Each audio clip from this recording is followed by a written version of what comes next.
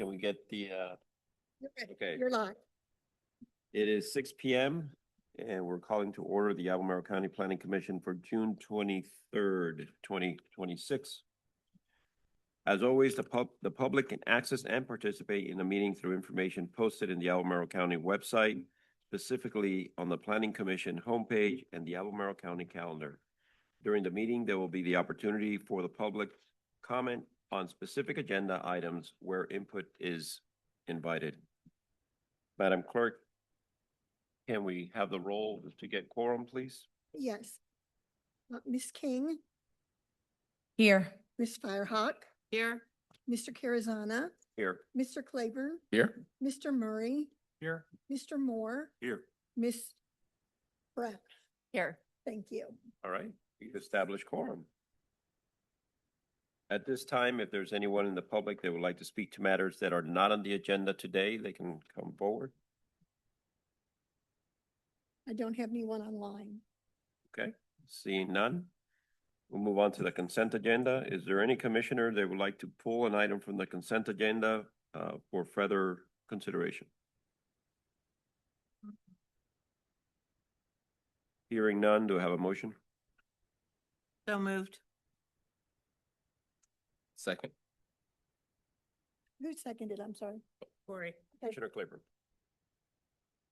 Right. Mr. Moore, Aye.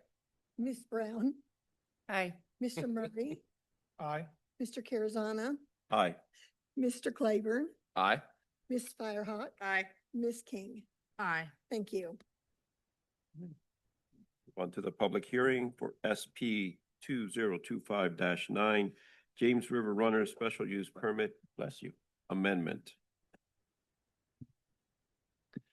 Good evening, Mr. Chair, members of the commission. My name is Ben Lopacker, and I'm a planner with the Department of Community Development. I'll be providing the staff presentation tonight for the James River Runners SP amendment, which is filed under the case number SP-2025-9.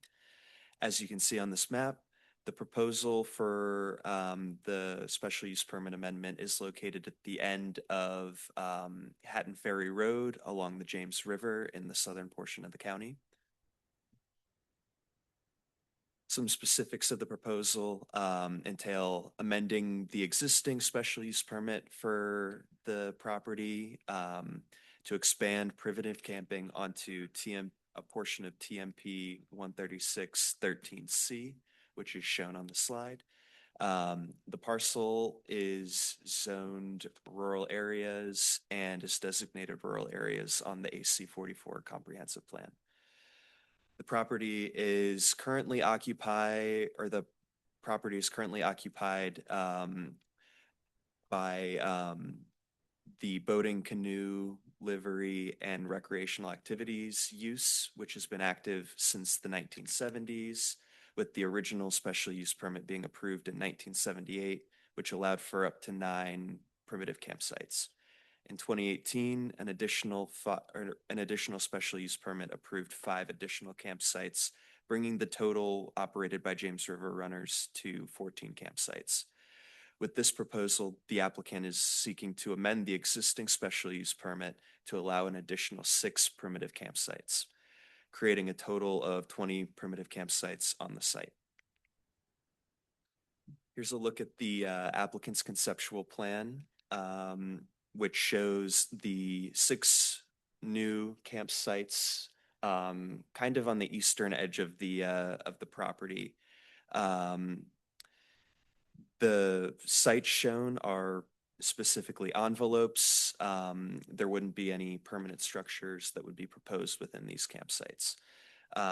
It also shows 3 new restroom facilities that would be portable restroom facilities that would be there on a seasonal basis when the campsites were occupied. It also is located within close proximity to the James River Runner staff buildings, which are located on the immediate other side of the railroad crossing from these campsites. As such, all special use permits are evaluated with the 4 factors that are shown on screen. Pages 3 to 6 of the staff report contains staff's analysis on each of these individual factors. And staff has determined, with a few recommended conditions, a positive finding could be made for each of the factors listed. The aforementioned conditions include several of the several things discussed tonight, such as development must be in accord with the concept plan that is attachment 3, which regulates the location of the proposed campsites, the number of campsites, and disturbance of wooded and vegetated areas being prohibited. Other factors that are included are the accessory structures must be constructed in accordance with county code. Fireworks are prohibited, quiet hours are established and maintained, and that a staff member must be present on the premises at all times while individuals are using the campsites. With these conditions, staff finds two positive aspects to the proposal, or 3 positive aspects to the proposal. The proposal is consistent with the review criteria for special use permits. The proposal provides expanded recreation and camping options for community members who live in the area, as well as potential tourists, and no detrimental impacts to adjoining properties are anticipated. No staff concerns have been identified at this time. Staff recommends, as such, staff recommends approval of the request after finding 3 positive aspects and identifying no concerns, and staff has provided recommended motions on this side. And with that, staff can now take any questions that you all may have. Thank you. Any questions for staff?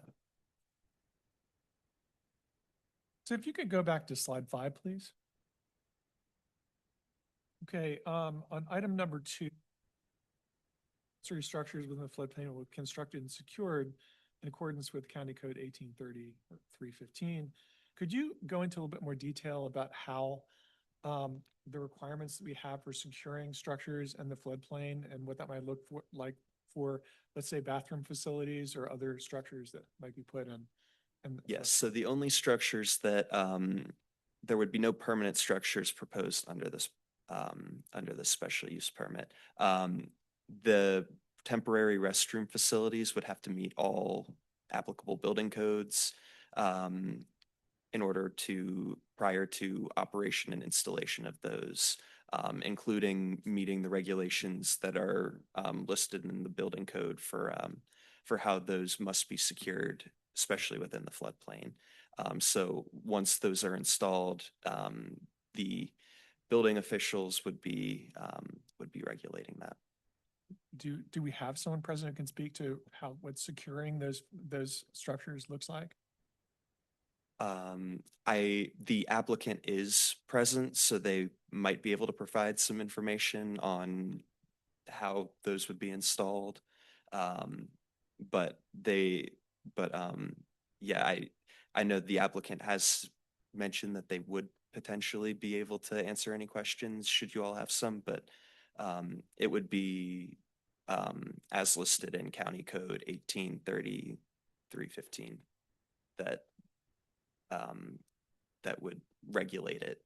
We don't have any, since they haven't been installed yet and we haven't received any plans for them yet, we don't have the exact specifications for how they would be installed. Thanks. Good question. 2 questions I'll just put out there together.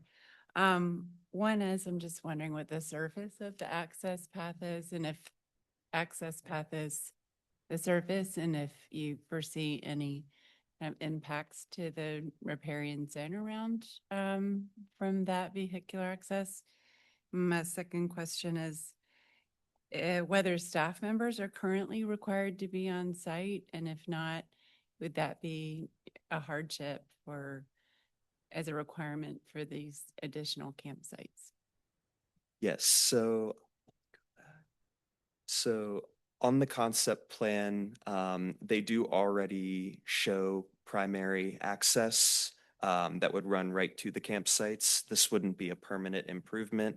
And this access way has been reviewed by the fire department. And they had no objection to the proposal. There wouldn't be any gravel or anything that would be laid down. It would be, the ground there too is largely semi-solid, and I know the fire department has issued that they have no objections to the It's just proposal, and like they feel they packed- could access Like it. packed soil. Like- Yes. Okay. And then the second part of your question, yes, the 2017 special use permit that was approved in early 2018 already has the condition that a staff member be present from James River Runners while the campsites are occupied. This is just carrying that condition over. Thanks. Condition number 5. No outdoor music. I'm sorry if I'm not. Yeah, it's only for the dais to have the conversation with staff at this moment. So I guess I can't speak to the outdoor music. That was one that typically has been added for campsites. I know for other campgrounds in the county, that has been a condition that has been used. So that was one that staff had added.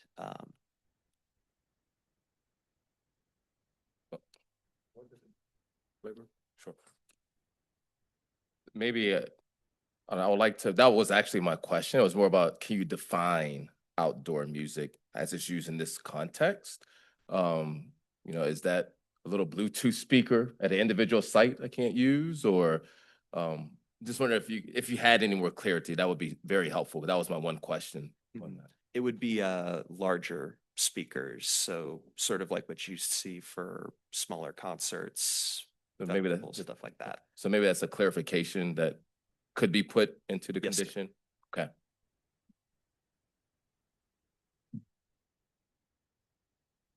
I'm just curious how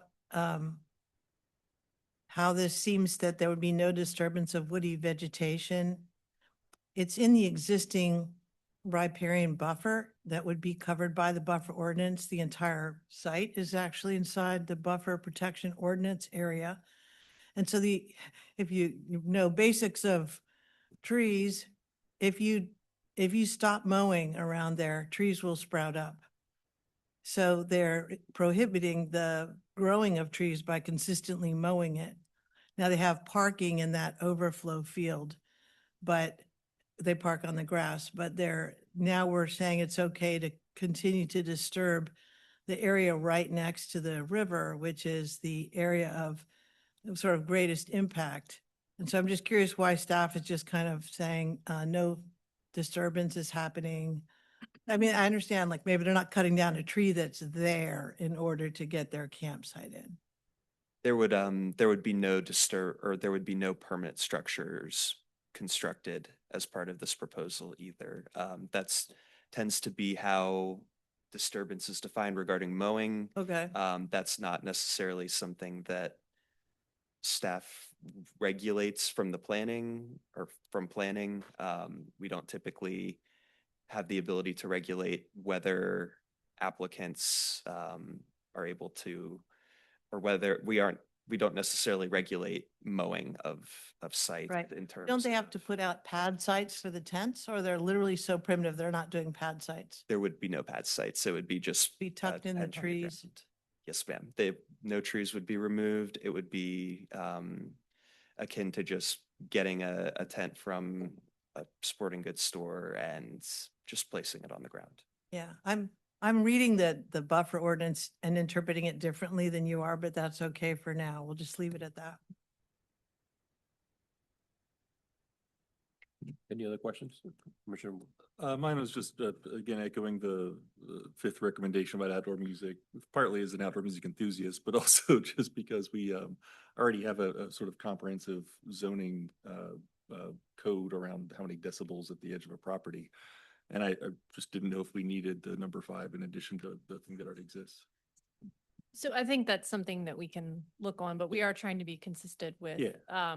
how we regulate outdoor amplified music as is defined in the ordinance for other rural area activities. And we can, I think that's a good point to see if it needs to be clarified or make sure it's consistent with that, which is often ties back to, you know, the curfews and the hours that of limitations. So, sorry, No, no. can I expand on, so that leads, I can't think to my question of if the zoning ordinance has a limit only on like on the hours of the outdoor music, then why do we need to prohibit all outdoor music? I think that when we reviewed this and we saw the condition language that said quiet hours, the concern is how do we standardize that and make it an enforceable condition? So that's why the outdoor music or the outdoor amplified music condition was suggested as a draft for, for discussion as this moves forward. But if as you pointed out, we can look back and see if it's being more restrictive than another use, and if it is necessary to be more restrictive. This does have some homes that are close by, so. Yeah, I didn't mean to belabor the point, just, if we already have a decibel meter rule for all properties in the rural area, do we need to call out music in particular? Was really kind of my question, and that's just not for this one, that's just across the board.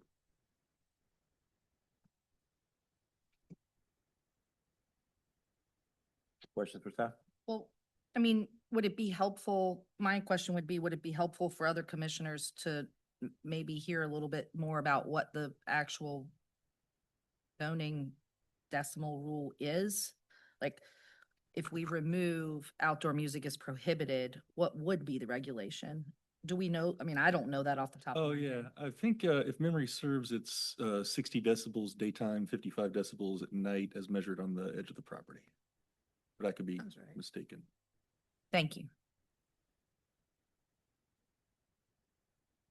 I have a decibel meter on my phone because it came up once.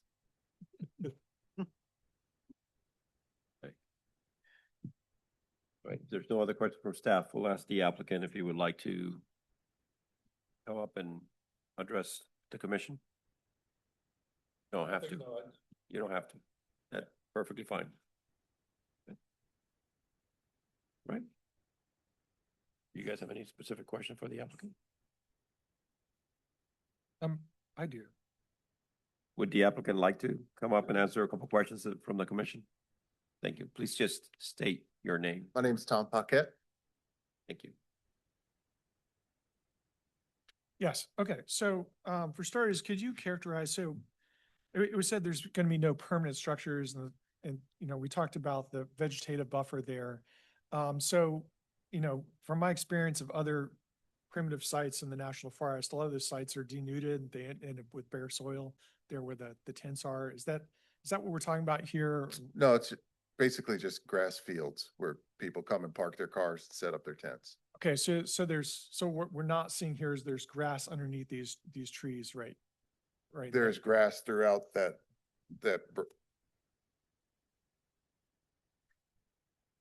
Okay, great. So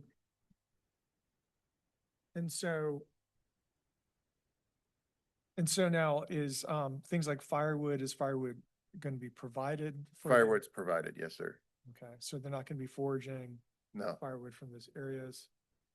And then talk to me about, we've had some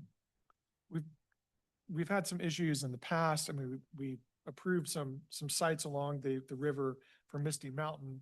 And then it was maybe not even a year afterwards, after that happened. I don't know how it happened, but people had to come and be rescued from those sites because there were campers floating down the river, and some people could have lost their lives in that incident.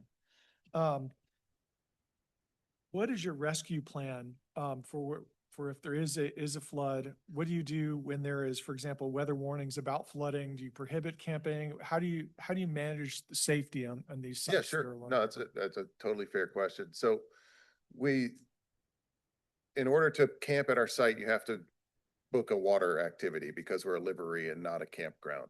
So we cap it at the average elevation of the James River in Scottsville is at about 4 feet. Right now it's 2.5 feet. We need some rain. We need to get these tubers moving along. We cap it at 5 feet for tubes. The rivers we deem too dangerous. We're the only ones down there that deem it, that don't put people on the river at 5 feet. And we don't put people on boats at 6 feet. That area floods at about 17.5 feet is when my front fields start to take on water. And they take on water from the creek that runs in, and then it runs on, kind of runs onto those fields from the backside. So I'm constantly checking the river levels, and especially with a big weather event coming. There's a website that gives a projected, based on the storms and based on the readings upstream, the projections of the river. If the projections start to get in that, over 10 feet, then I start to check it every 5 minutes. And like last year in February, it went up to 21.8 feet, which is massive. And so standing in that field, the water was still close to 10 feet over my head. So we moved all of our picnic tables, we moved all of our porta-johns, we moved all of our buses, everything that was in the low ground, we then take up to high ground. I'm not sure of a weather event that could be possible that could come in and catch us off guard or go from 4 feet to over 17 feet without enough time for me to get people out of there. And the fact that we're there when they are there gives us a chance to let them know that it's time to evacuate. And in a massive rain event, I can't imagine people are going to be camping in a primitive tent. When we get storms, even like the one we had today, we had people cancel. So not sure if that's answering your question, but we're monitoring the weather, we're monitoring the river level on an hourly basis and in rain events more often. And if anything were to come up that would put anyone in danger, we would absolutely get them, have enough time to notify them to get off the property. Okay, so you're notifying people before the rain starts. Oh, yeah. Okay, so, and then also in terms of access, in and out, is it just the one access point that goes across the train tracks? Yes. That's the only access to that field. Okay, so, I mean, if there was an emergency where you need to evacuate people quickly and there was a train, Sure. Yeah, we'd be beholden to the train. And those trains, unless it's a double barrel, which is an engine in the middle of the stack, then those things pass under 5 minutes. so when even if a car is going over grass if you have a significant amount of traffic through there, eventually you're going to erode the grass and you're going to get. Right. And a significant amount of traffic is a long shot. I mean, the grass is standing on our sites that we have now, and nothing has been eroded. So there's not going to be a significant amount of traffic on these fields. Even with a sold out campsite, I mean, I'm going to get 12 cars going across the field. Okay, and then my final question is, we have a lot of mown grass here, and our standard, what we'd like to see in vegetative buffers, in our riparian areas, particularly in flooded areas, is native vegetation, not grass. Because, one of the things that happens is even if you're driving vehicles over grass, or even walking over grass, it becomes an impervious surface, right? So you're increasing the flow of water from the grass into the river. And obviously, as someone who, your livelihood is dependent upon the quality of the river. It seems to me, I mean, have you thought about things that you could do to increase the best management practices of converting some of that grass to native plants or to native trees or other things that could be help benefit the resource that you're benefiting from? I don't feel like people walking across the grass is gonna prevent water from infiltrating the grass in those areas. This area is under 10, 15 feet of water at some points. I mean, new soil is being distributed to these floodplains every season. You're asking me, have I considered it a more natural? I guess I don't understand your question. Karen, do you want to help me out? I just think he's asking if there are ways you could thicken up that buffer with additional vegetation No, that would help. And so no, I don't that's what think he's so. asking It just about. gets washed away. Yeah. Yeah. So, yeah, I think he's answered your question to what he's doing. But Is there any other? I don't know if you're going to order, sorry. Sure. As a couple, I think they're clarifying questions more than anything. I was looking in the materials and just wanted to confirm. I thought I saw, you guys apply with all burn bans and so forth, just confirming that, like Yes, for sir. droughts and so forth. Okay, and then this is probably a silly question, but are RVs allowed or is just cars No, and tents? it's just cars and tents. We don't want generators because that Yep. No. disturbs the sound. I'm good. Good. Thanks, man. Or sir. Any other questions? Okay. Thank you. Thank you. All right, with that, we will open for public hearing. And we have one person signed up. Sean.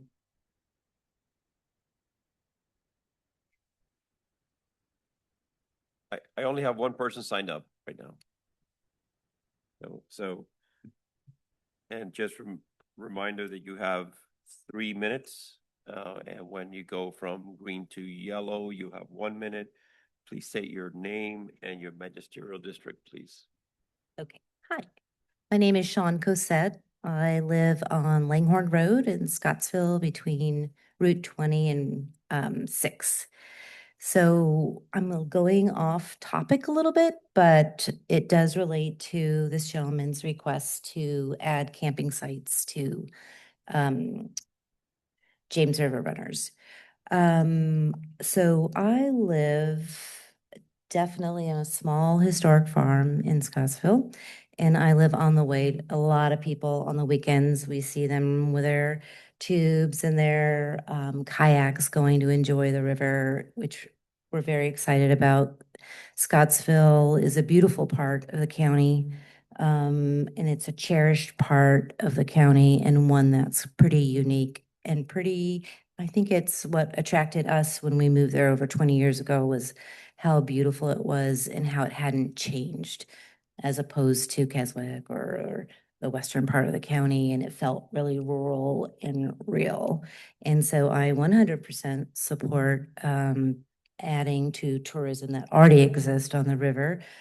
So I'm supporting this guy over here. What's happening now, especially in that specific area, is we have large farms that have been sold. We already have one industrial CAFO farm within a mile of us that we frequently are smelling very noxious odor when they're spreading the litter, poultry litter from the farm. And right now, for the last 3 days, and that's why I'm here, and I feel like I'm not 100% prepared because this has just kind of happened. For the last 3 days, we have been inundated with a horrible, noxious smell coming from a farm of chicken litter that's coming in from Harrison. And I just think we're making a mistake by allowing these CAFO farms not to be regulated with some sort of regulation to help people in our area, to help our tourism. Albemarle County is a beautiful place to come and visit. I own 2 businesses that are dependent on tourism in my own personal self. I want to keep living the life that I have been living for the last 20 years without being forced to be inside because I have a headache and I feel like I'm going to throw up from the smells. And as well as there's huge trucks coming down Langhorne Road. And this is not a road that supports large vehicles, it is a one-lane bridge. Just today, we had 5 trucks coming down, big, huge trucks that downgrade and make a lot of noise, and they're going entirely too fast. So I think it's unsafe. And I also worry about the effects to the water system. But I have more to say, but that's all I'm going to say today. Thank you very much for letting me talk. Thank you. Is there anyone that'd like to speak to this matter?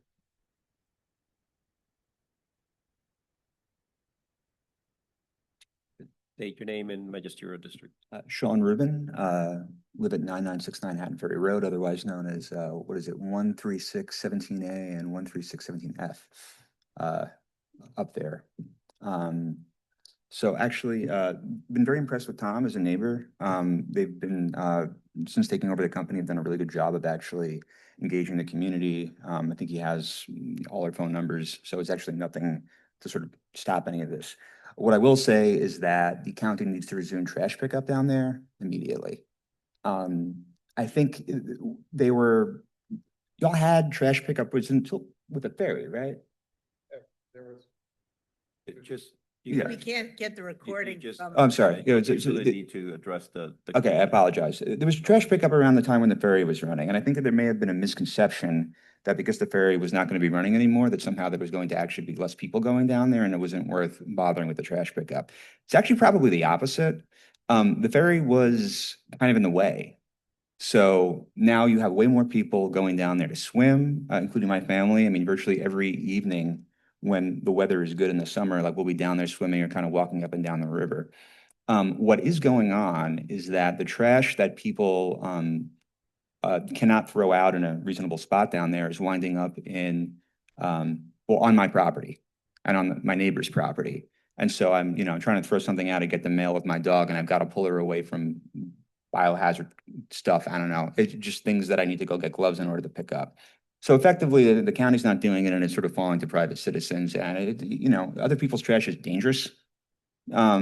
And there's a reason why if they were not willing to leave it in their car to drive it all the way back up to town or whatever, they want to get rid of it quick. So 6 campsites, great. What collectively we're doing is we're going to be increasing the amount of traffic that's coming down there. That's just means there's going to be more waste. So there needs to actually be a plan to deal with that, or else you're going to wind up with, is it a massive environmental problem? Probably not. I don't want to overstate the case here, but it's certainly an annoyance. And it's also kind of not fair to the people who live down there. So that's it. Thank you. Anyone else that would like to speak to this matter? Madam Clerk, is there anyone online? No, sir. Would the applicant like to address any of the comments that you heard? No, sir.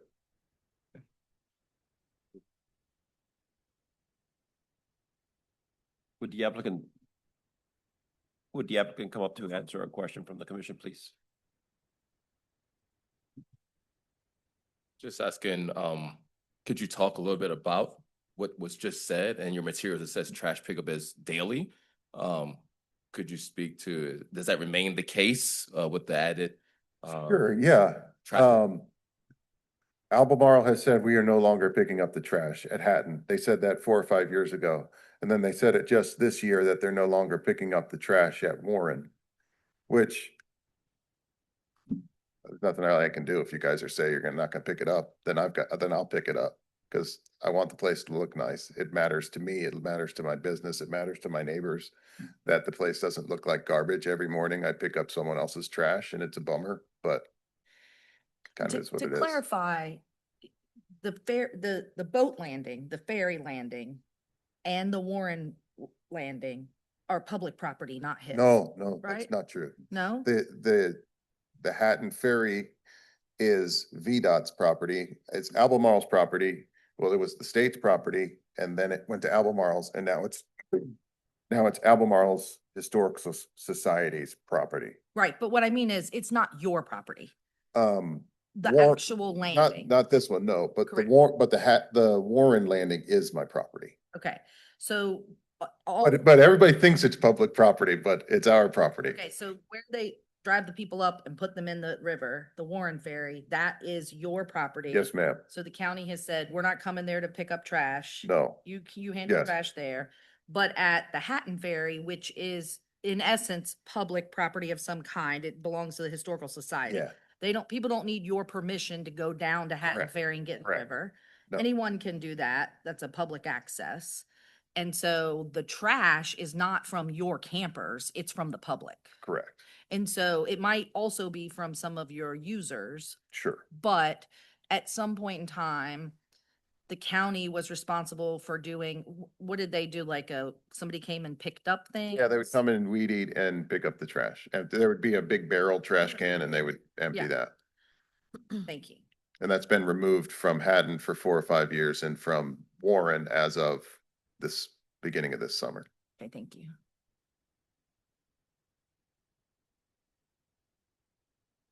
The questions for the applicant? As far as the turkey farmers go, I have no clue what's going on there. Thank you. All right. We will close the public hearing. Bring it back to the commission. Any questions for, I have a question for staff, actually. Can you respond to, is there a reason why the county stopped picking up trash in that area? Is that particularly if it is a public access? I don't, I'm not aware that the county ever picked up, that the county ever picked up trash out there. If there was someone, it may have been from the state, That was Parks Parks and Rec. Comes the institutional memory. What a thing to call him. Otherwise known as- Bart Swoboda, Director of Community Development. So back in the day, back in my old days, I actually dumped the trash cans at Hatton and Warren when I was working for Parks. So that was a program that we had back before we had all the parks that we have. So partly, I think it's a resource question, partly with the state not running the fair anymore, there was an agreement with that as a recreation space. So it's not customary that on private property, that we normally would dump trash without some kind of agreement. So how that came about or when that started, probably most of the folks, even the retired ones from Parks and Rec would tell you, they always remember that we used to do it. That was before Walnut Creek. You know, we had the boat landing even, and even before Scottsville Park, which is down in town, right where the old school is. So I think it was a resource questions, or putting our resources towards county facilities decision, not necessarily, had anything to do with anything else. So we can dig up an answer from Parks and Rec specifically, but I'm pretty sure that's probably what was going on. That makes sense. Help. Thank you. Thank you. Commissioners? I'll go first. I'm going to start by saying I was born in Nelson County, but I've spent the majority of my life in Albemarle County. And I have traveled the portion of the river from the Warren Ferry to the Hatton Ferry on an inner tube dozens of times, more times than I would ever be able to count. I'm a strong believer that the two services that run those recreations in that part of our county are instrumental to the culture that we have, the history that we have, the recreation that we provide. It brings a ton of tourism. I was actually personally very, very, very sad to see the ferry get finally retired. I think that the application should be approved. I do not think that we should have any restrictions on outdoor music besides what's in the zoning code. And I would simply ask, friendly, not in the requirements, that the applicant consider better signage related to trash. I think that could be done in a very creative way. I know there are signs when you get out of the river that say it, but extra bins with big signs that say, help us protect our neighbors. Please put your trash here. And then as you're driving off the property over the tracks, another big bin that somebody can throw the stuff out of their car in. And with a big sign that says, please don't litter my neighbor's front yard. Something really creative like that could, I think, help your clientele be better stewards of the community and help your neighbor, and would be a simple solution to that problem. Primitive camping is a tent on a piece of dirt or a piece of grass. That makes perfect sense to me. It's the perfect use for this. We should be allowing our residents and people who visit the county to use this specific site for this specific reason. It's the most appropriate thing possible, and I think we should approve it. Okay, I'll be the contrarian.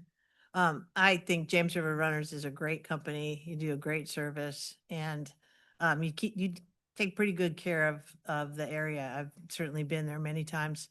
And a great benefit to the tourism and just getting people on the river. A lot of novices get on the river through your efforts.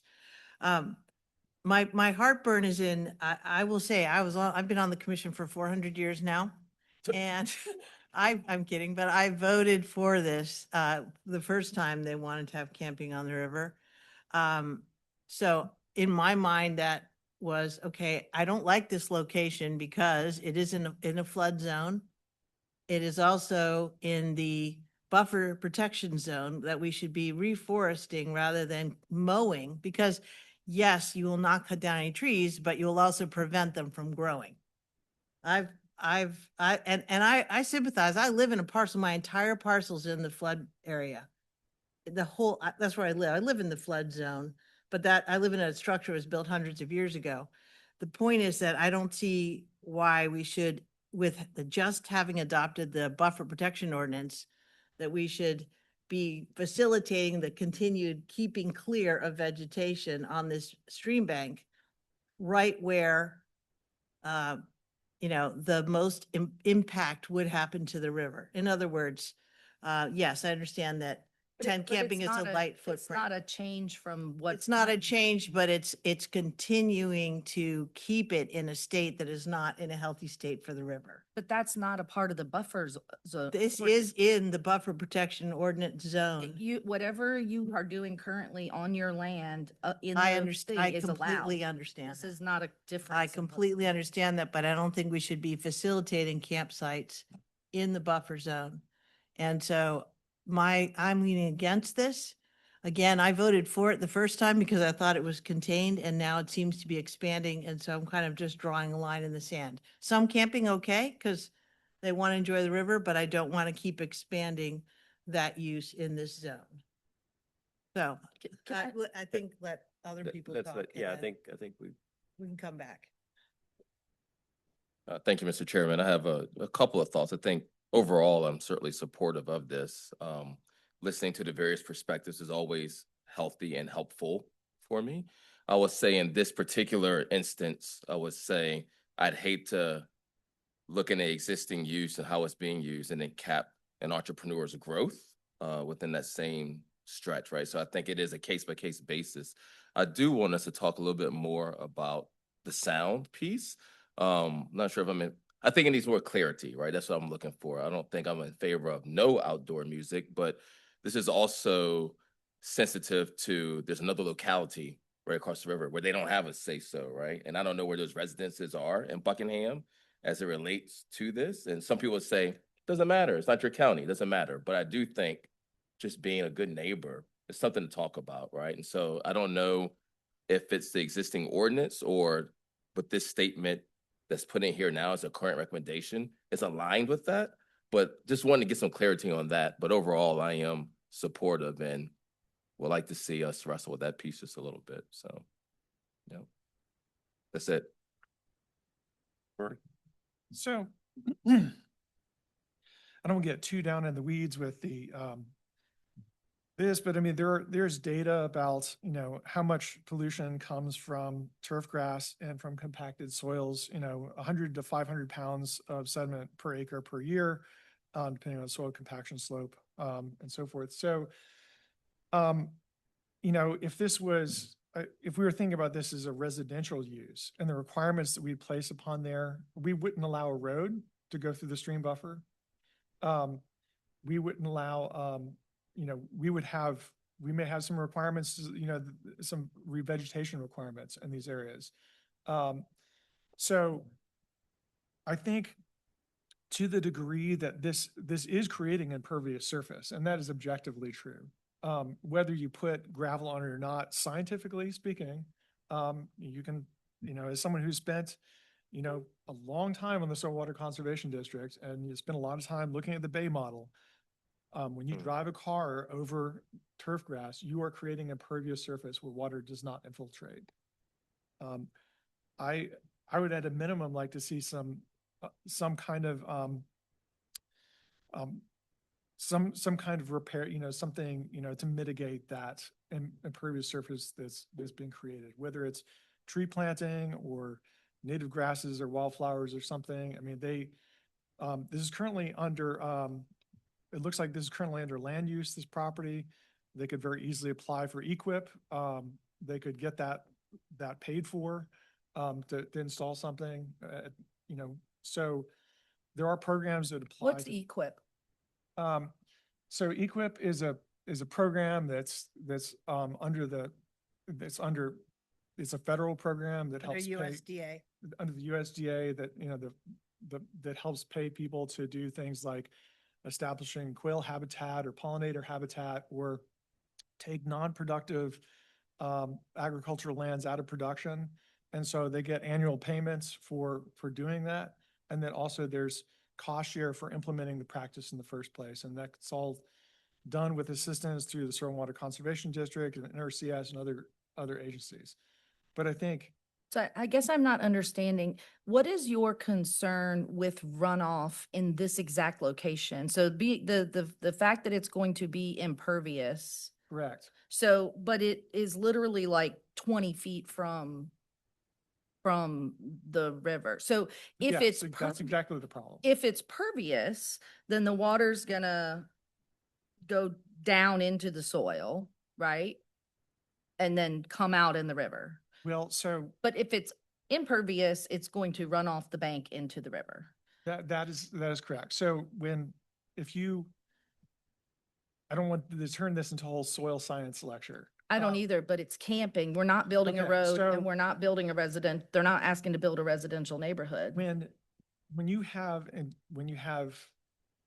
When water goes through the soil, and, I could do you a little demo with a lemonade jar and. I have a and so civil forth, but- engineering degree. I understand so- soils engineering. So as water with sediment and contaminants goes through soil, it becomes purified.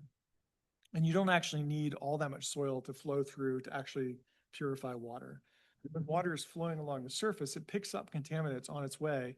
A lot of these mown grassy areas are very famous for attracting geese, for example, who then will come and poop on the grass. And then that bacteria and those nutrients flow directly into the waterways as the sheet flow comes down across the grass. But they're So not there's- proposing a change to the way that it currently is. The way that it currently is the way that it has So- been for 50 years. Commissioner King, let's let the commissioners all have their say. I just want to We're understand. here, I understand, but we're not here to debate each other. We're here to, Oh, I'm give- sorry. I give thought our- this was the deliberation part. it's a deliberation, but we want to all have the opportunity to speak.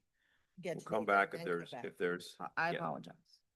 So Commissioner Murray, if you're, Yes, so my point is, I agree with Karen here that I think that, but while this may not be making things much worse, it is definitely, it's adding impervious surface to a riparian area. We just passed the riparian buffer ordinance. It seems like this is setting us immediately from day one in the wrong direction. I strongly support, as everyone knows, rural recreation. You've heard me talk about that all the time. I strongly support what's being done here in terms of, providing opportunities to use the river. But I think that there could be some sensitivity here about the impact of the river and ways to mitigate the impacts that are occurring. And I don't know whether it's possible to include this in condition. I really appreciate the voluntary things that are being done in terms of safety here. But, I have some heartburn because, I sat on this commission and we had Misty Mountain come before us. And we talked about the safety concerns of those campsites right along the river. And then we said, no, this is handled, no problem. We have people on site. This won't be a problem. And then it was a problem. And then we had people, washing down the river. And I forwarded you all the article that you can see about what kind of nightmare that was. I believe that the applicant is going to do what he's going to say he's going to do. I don't know if the way there's but remember, special use permits carry with the property forever.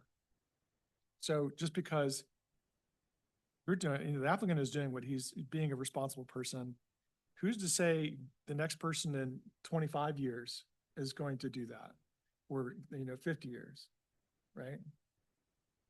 So I do have those concerns about the safety here, in addition to the I would, as I said, I mean, we have this big grassy area already. I would almost prefer that, some of the tent sites be pulled further away from the area, from the river. I certainly would like to see the porta-johns, any of the bathroom facilities pulled away from the river.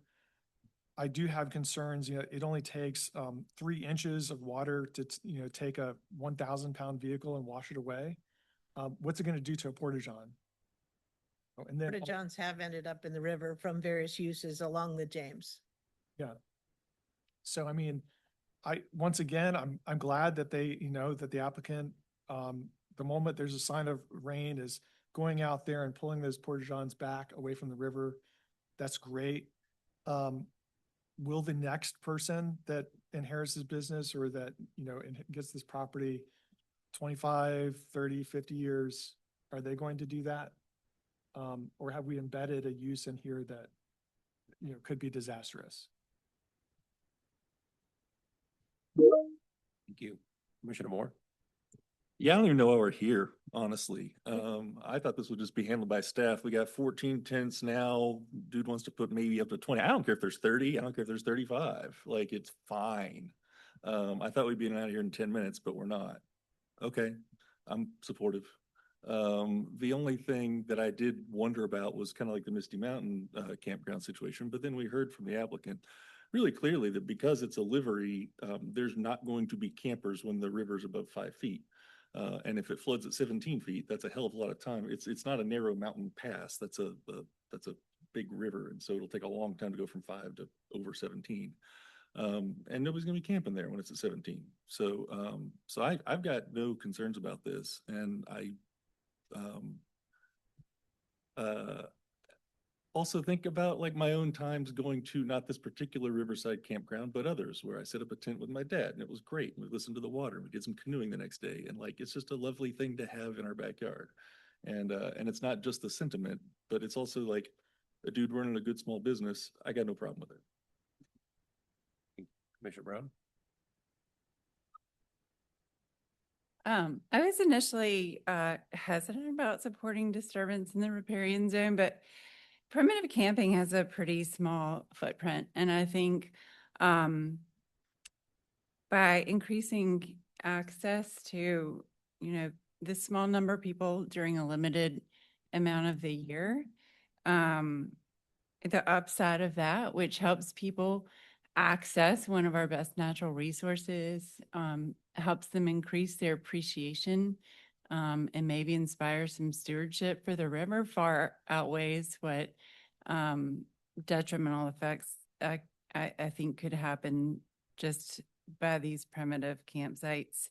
I mean, the only thing looking at this whole site that, I would encourage would be to maybe reduce that mode footprint and, replace some of that with a conservation landscape, but that's outside of the scope of this. I'm supportive of the proposal. Thank you. I would say that there's valid opinions that have been raised in this conversation. I'll remind everyone that every application is unique and stands on its own. So some people say, oh, you're creating a precedent. We're not. Because we look at the factors within that particular application. And I think this one has some unique factors, and there are some differences between this use and Misty Mountain. So I do agree that when we've seen some very tragic, unfortunately, in recent years throughout the country, very tragic events with flooding in rivers next to campgrounds and so forth. I am encouraged by what I heard from the applicant and how they monitor the river and the activities. The activities start getting canceled, as you and I know that because years ago we were going tubing with our kids and they got canceled because the river was too high. So I know that they do that. So that's encouraging to me and then kind of alleviate some of my concerns on which are very valid points. And yes, while I agree about the riparian buffer, again, I think this is a unique situation and where there's an activity that does provide for the community, and the addition of 6 additional campgrounds, I am in favor of continuing that. So if the commission is so moved and there's somebody that would like to make a motion, I will entertain one. Just make one comment. Yep. Thank you. Just one. What I would like to have seen, which is still possible, is for the applicant to have said, yes, I want to have my campsites near the river because I want everyone to see the river, because it's a giant field. You could move the campsites far away, but you could also plant some trees down there and create a nicer setting for your tents by thickening up that forested buffer. I have. About a year ago. But I can't really have a debate because what's happening is the recording is only capturing me. And so it comes out very bizarre in our official record. And the opportunity for the Yeah. public is Yeah. during. But, I would like to see an effort to restore that area down there and tuck some of those campsites in and amongst the trees, in which case it would be a much more shady, more pleasant environment. Yes, that's not a sufficient buffer. It's 1 tree thick. We haven't No, we're recognized. not, we're done with this part of the. Yeah. No, thank you. So that is not an effective riparian buffer, and there's not enough trees living there to effectively prevent the sloughing off of the bank or erosion. And I can see the exposed soil in the picture. So I did vote for your first round, and because I thought, okay, that's some camping. It's not the whole site, but I don't want to vote to expand it. So that's where it difference. It's obvious the way the vote is going to go. I can count, but I'm just going to say that I don't think we should expand into the riparian buffer, having just passed an ordinance to protect it. And Albemarle County has committed to the Chesapeake Bay preservation goals, which call for a 100-foot wooded buffer, because that removes most of the nitrogen, phosphorus, and sediment that runs off the land. And so we're kind of going against what our county said they stood for by just allowing it to continue to have an impact. I know you think it's light, but the impact is also the fact that it is not vegetated. And we're going to continue to mow it. So that's where I stand. I'll stop now. That's No, it. I think those are important points, and they are in the record, and the county has that, and the board will also have that. I'll make a Appreciate that. motion if you're ready. I am ready. I'd like to move that we choose to recommend approval of the special use permit SP, am I reading it correctly? Yep. Oh, SP 2025 00009 James River Runners SP amendment with the conditions provided by staff except for condition 5. For the reasons stated in the staff report. I second. Commissioners, any? Why are you striking 5? Because I think the zoning ordinance covers it. Can staff weigh in on that? I was asking for clarification. So we have noise regulations in the ordinance. What we talked about was what's applicable to the campground use, and then we talked about outdoor amplified music regulations that are supplemental regulations that don't exist for campgrounds that we could consider adding to this special use permit.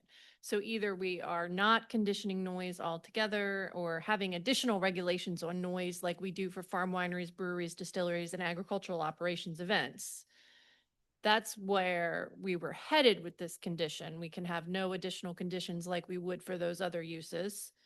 Or before the board, we can draft a condition that addresses outdoor amplified music and clarifies that intent. So, Yeah, I think I would vote for that, the clarifications. Seems like there was a good reason for staff to go in that direction. And so I'm not in favor of striking 5, but I am in favor of staff. Well, but wouldn't that be, I'm just curious if administratively that would be the same thing. She's saying if we don't prohibit it, then they would, before it reaches the board, they would add a drafted condition. Is that what you're saying? But it would not be we would like for the motion to be clear, and maybe Counselor would suggest it might need to be amended if you want, because your motion is to strike it all together. I think that Commissioner Claiborne has suggested that your motion may want to recommend approval, but include replacing condition 5 rather than eliminating it all. Understood. I can do a friendly amendment. Sure.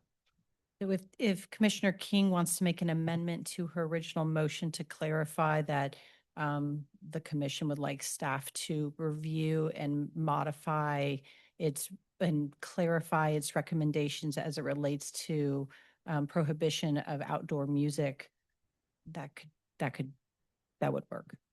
Should I restate my whole motion? Sure. Okay. I move to recommend approval of SP 2025-00009 James River Runners SP amendment with the conditions provided in the staff report with an amendment to number 5. To provide clarity regarding. Provide clarity regarding music. outdoor music regulations before it reaches the board. Is there a second on that amended motion? Second. Thank you. No, we don't have any other comments. Madam Clerk? Okay. Ms. King, Aye. Ms. Firehawk, No, for the reason that expansion of use in the buffer area is contrary to the county's goals for water quality and Chesapeake Bay protection. Mr. Carazana, Aye. Mr. Claiborne, Aye. Mr. Murray, No, because I feel that some mitigation to the impacts created in terms of impervious surface and the impacts to the Chesapeake Bay should be accommodated in this application. Mr. Moore, Aye. Ms. Brown. Aye. Thank you. Okay.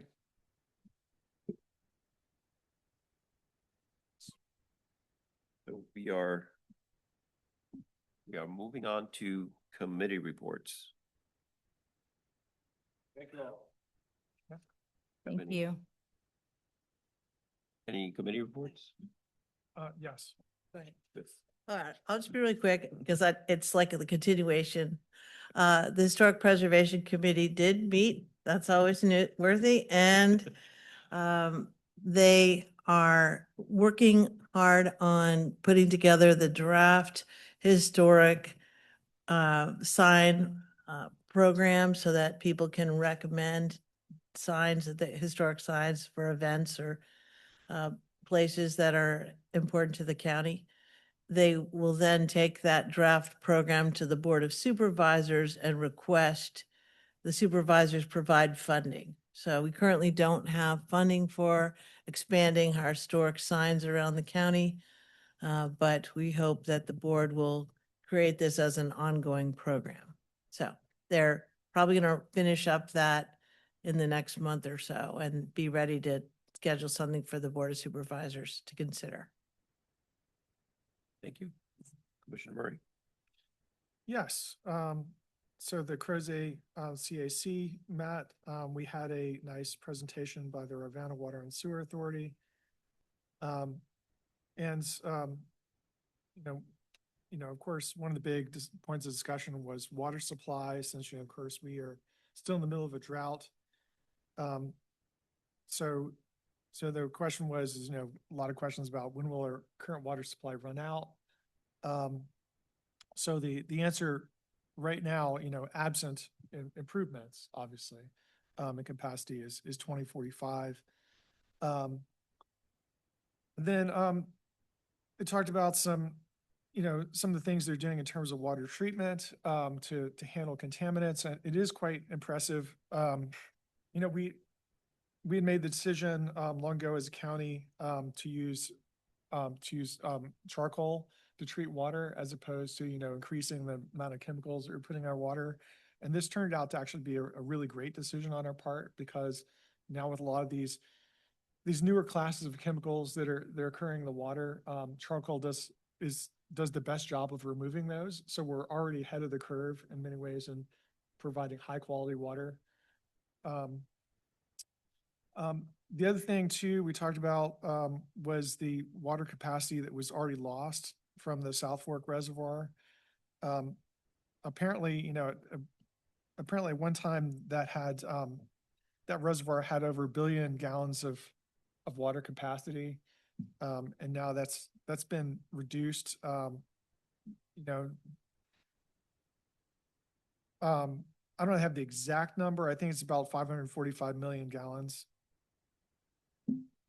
But some of the data, the was the bathymetric, is that the right word, the term for, some of the technology that they used to gauge the depth wasn't as good when that reservoir was built as it is now. So it's hard to get a precise number.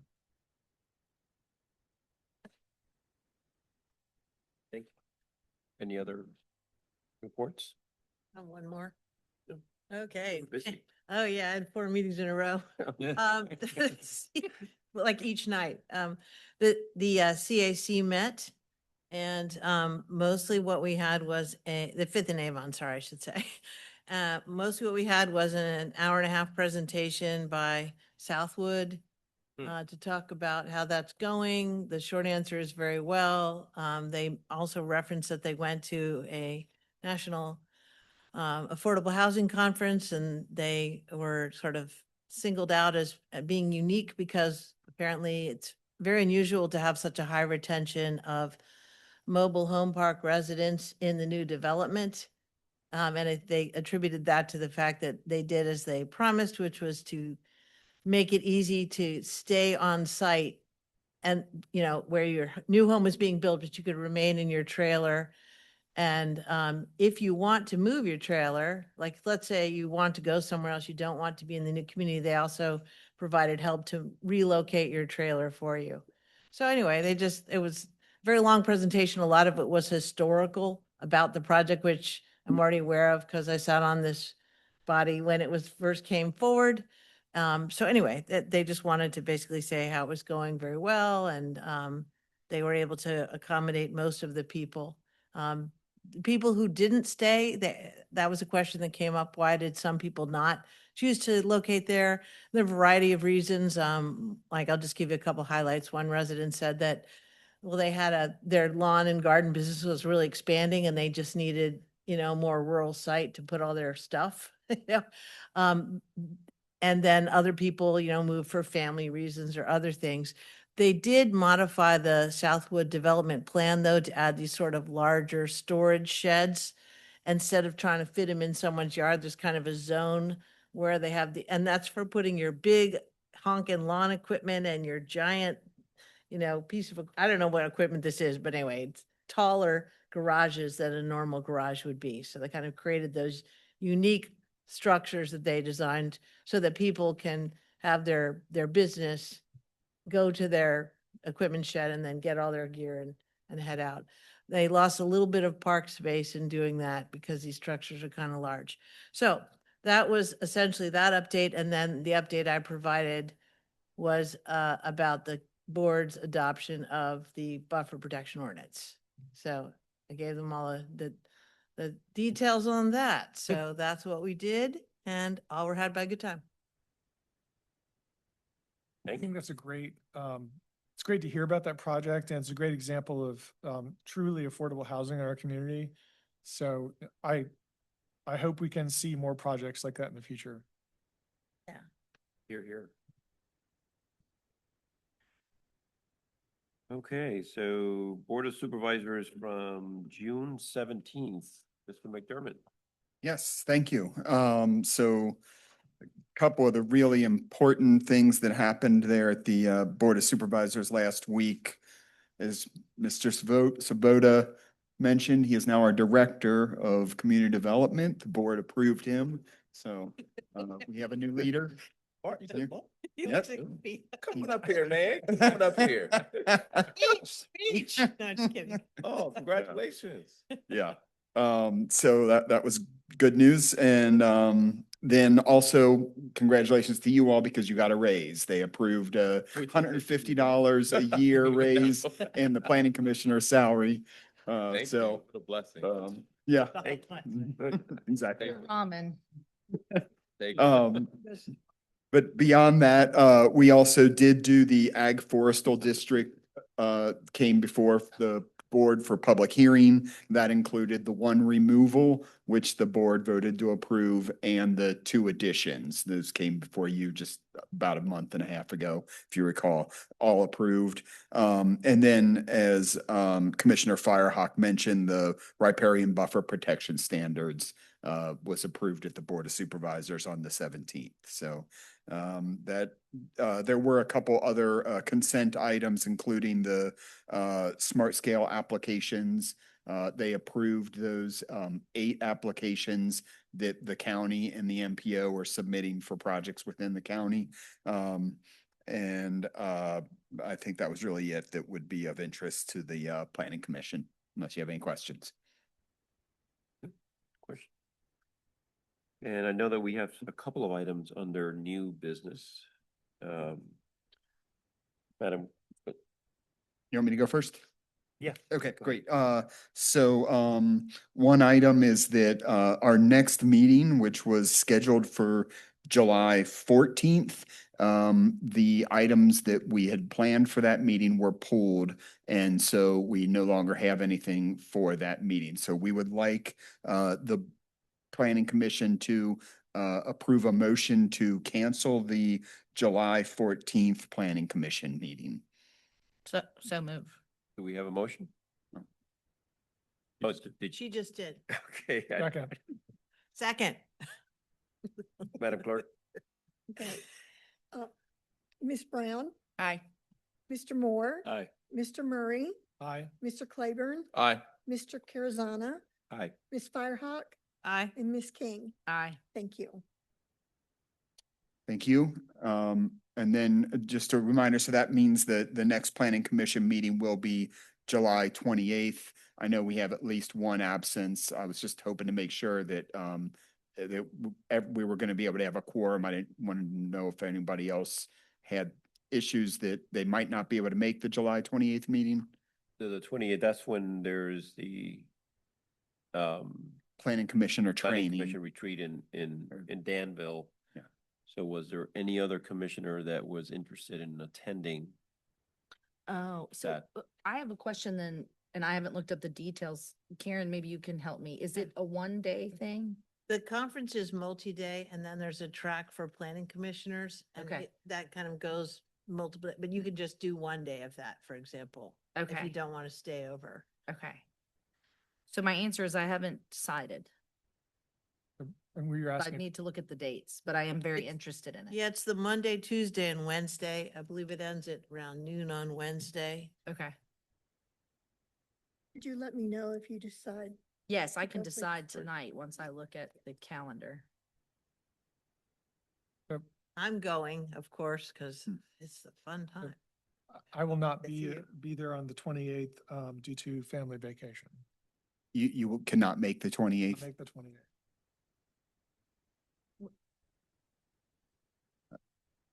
All right, well, There's a scheduled public hearing. there is a scheduled public hearing, yes. And so would Karen or I, if we happen to be in Danville by chance, be able to Zoom for that meeting? We would need to establish a quorum in person first first. before allowing anyone to remotely participate. Okay, But the 4 in person. so then I won't go, I guess. I mean, I think 4 Well, is. we have- Well, first, they might have a quorum here, Commissioner, and so, if we lose somebody for whatever reason, if somebody's sick or whatever, then Yeah. because right now we would have 4. If the 3 of you are out, we would have 4. you would have quorum. Yeah. If no one's. If, Yeah. if, Assuming we don't get that's snow or four of us whatever. make it. Razor thin. If not, We've done it before. potentially wouldn't have. a quorum. Yeah, with 4 people that can be here in person, we would have a quorum. So that at least alleviates my fear that we would have to cancel that because this is really our last chance to cancel that meeting. I think we'll probably be okay. It was just a kind of a confirmation that Somebody we gets would sick. be able to do this.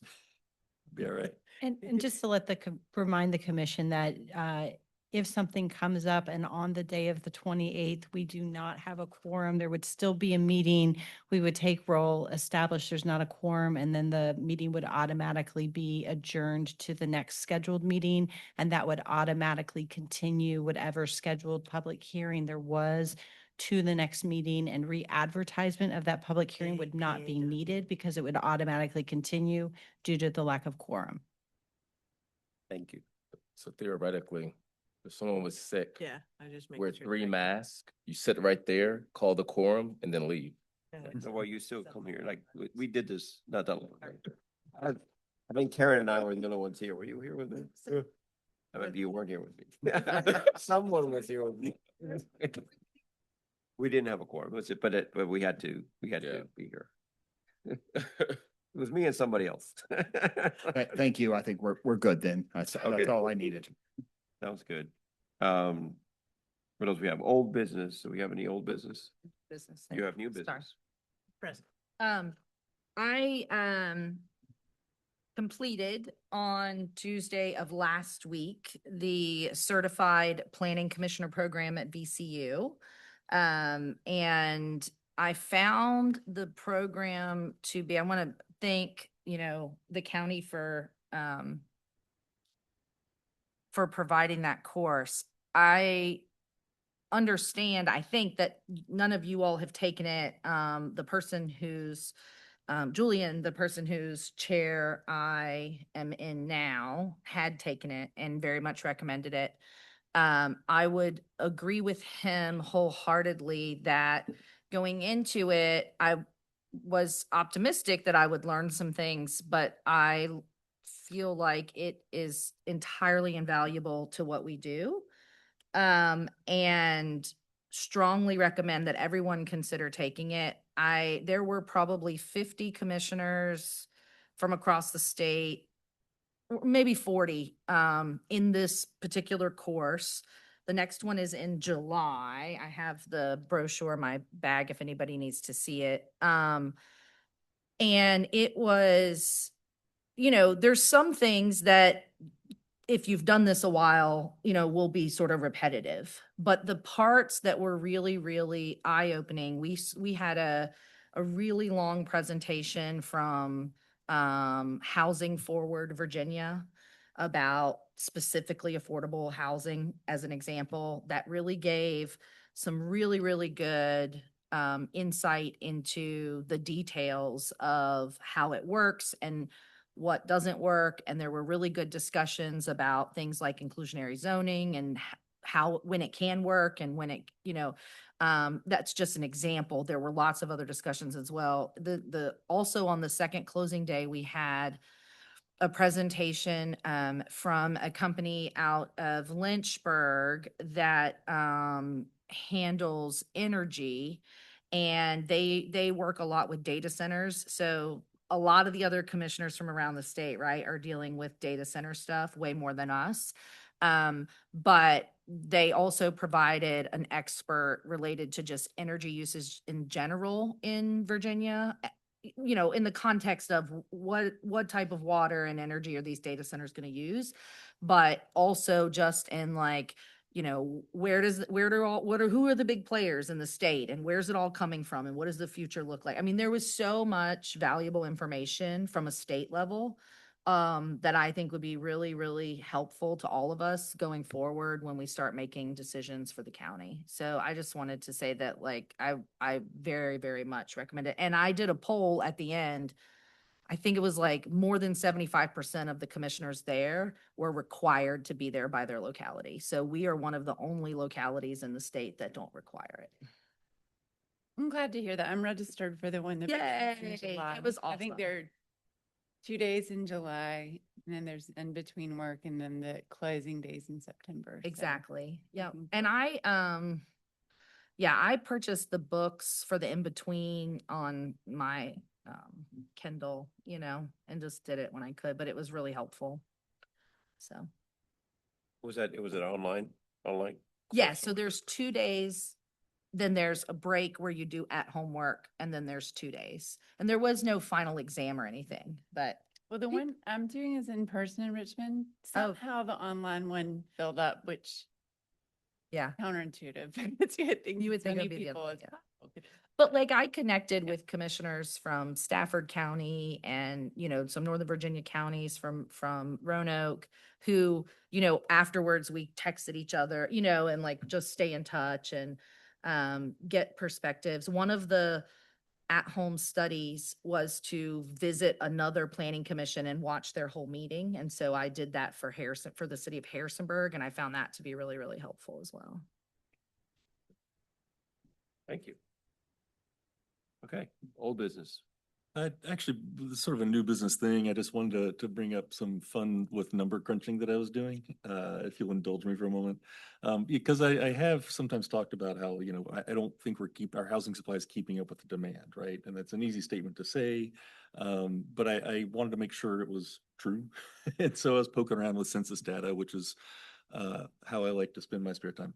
And I found some stats that did back it up, and I was looking up the U.S. Census Bureau's longitudinal origin destination employment statistics, which I'm just going to call loads while I talk about this. And basically, the loads numbers do tell us essentially how many people live and work in the same locality, how many commute to another locality, and how many commute into that locality.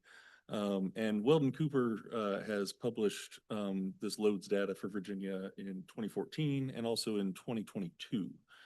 Some articles based on those 2 years of data.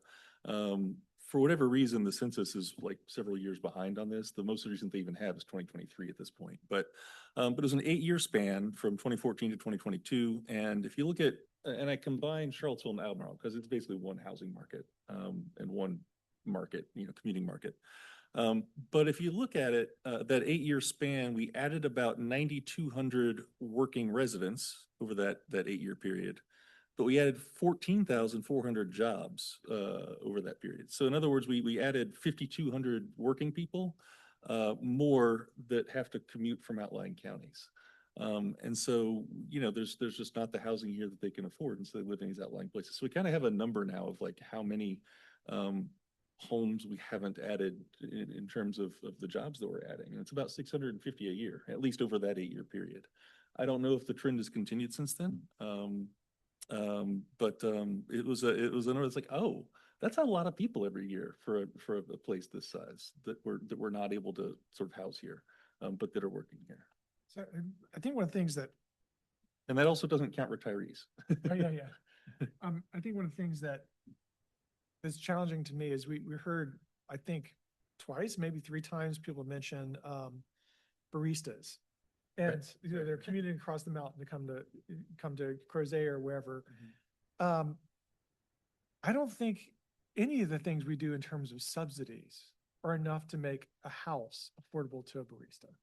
I just don't think they are. So like there's a level of employment we will, outside of just like what was done at Southwood, there's just nothing that we can do that will actually provide housing for that population. And so I wonder what, if you look at the jobs that are created of what income level, how much of it is workforce housing How much is minimum wage housing, how much, like, how does that break out in terms of income levels? Sure, yeah, and this particular analysis was kind of top level census, where do people commute from? But it's Yeah. a worthwhile discussion. I think it also points to how economic development is very much tied to housing policy, right? And Oh, they're absolutely. kind of the same thing in some ways, because the one addresses the affordability for what you could pay, and the other addresses how much it costs. I mean, it's also in the context of what other localities are doing as well, because, I think in terms of, we have workers that, I mean, if I was a city councilor in Waynesboro, I would question why a significant part of my workforce is leaving Waynesboro to come to Albemarle County every day, or to Charlottesville. Like, that seems like a lost opportunity. If you have skilled workers that are leaving your locality every day, why are you not creating jobs for those at home? So how does the larger economic picture, work with, Fluvanna and Greene and the other counties of what they're doing?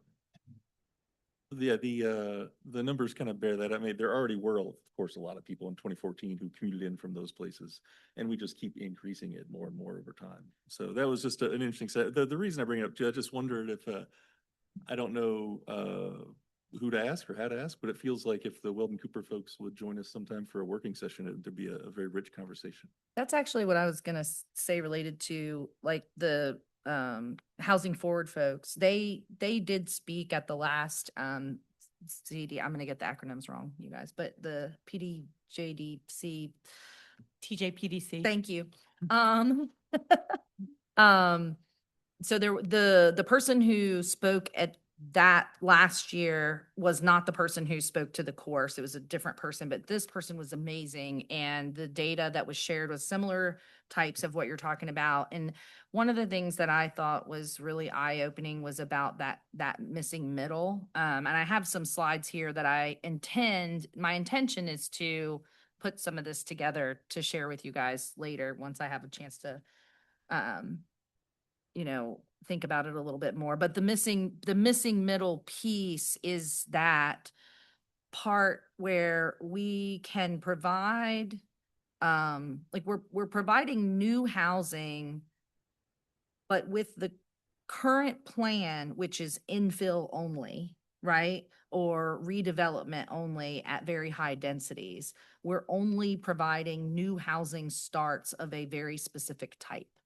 And the population of people who are moving here want something maybe not that, like, what I'd like to be able to have us think about is, there's this many people moving here, this percentage of them are going to want to live in dense areas.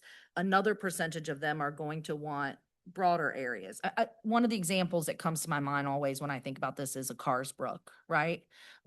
And so Carsbrook is a really good historic neighborhood in the county, in the development area, that has a decent piece of land under the house.